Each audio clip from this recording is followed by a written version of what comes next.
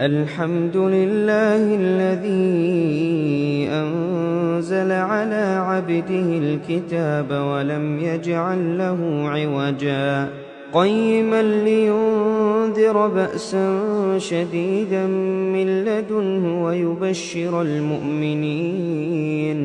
ويبشر المؤمنين الذين يعملون الصالحات أن لهم أجرا حسنا.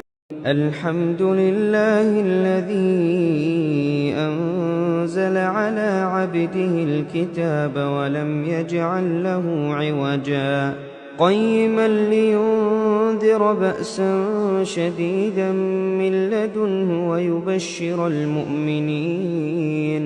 ويبشر المؤمنين الذين يعملون الصالحات أن لهم أجرا حسنا.